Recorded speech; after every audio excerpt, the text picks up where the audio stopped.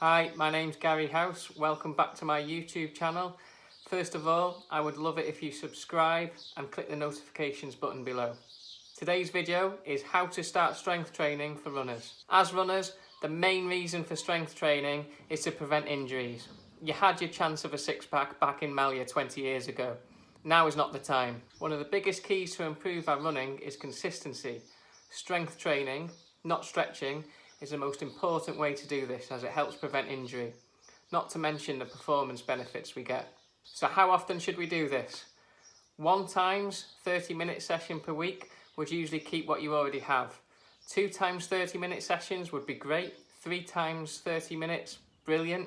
Any more than that and you probably should try and take up CrossFit. How do you know when to do it? Let's start off with saying the best time to do your strength work is the time that you can commit to consistently. Some will say otherwise, but try to avoid rest days. You're meant to be resting or taking it easy on those days. If you follow every hard run session by a strength session the next day, when are you actually recovering? I try to encourage runners to do their run in the AM, then a strength session in the PM maybe. Yeah, you might lose a few percentage off your performance in the lifts or the pulls or the pushes, but that's not an issue if you're a runner. Always best to plan ahead. Write it down, commit to it, otherwise you'll end up doing it half-assed and not at the best times. So how heavy should you go? You want to go for a weight where you can comfortably perform 6 to 10 reps with speed and with good form. The movement and the speed of the lift is just as important as how much weight you're moving, so you shouldn't be aiming to lift your absolute maximum with this. Nobody cares about the numbers anyway, so you can relax.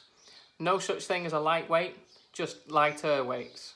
Now you might hear people call the tempo explosive or even ballistic. Don't let that put you off. It's just them trying to impress you. Keep each lift in control with quick movement and form that isn't going to injure yourself.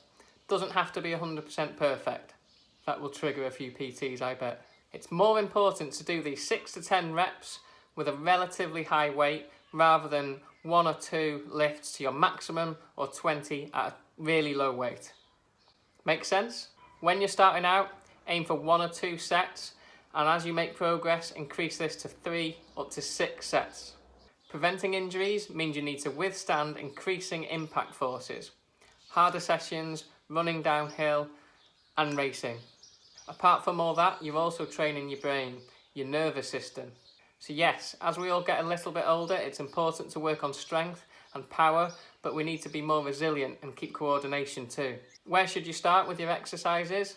I like to give people 5 to begin with: deadlift, hip thrust, split squat, calf raises, and step ups. Ideally, you would start to incorporate single leg versions into your week too. Some quick points to remember: don't train through pain, don't be a hero with the weight, ask for help, or pay someone for a few sessions if you need to learn technique. Hope that helps.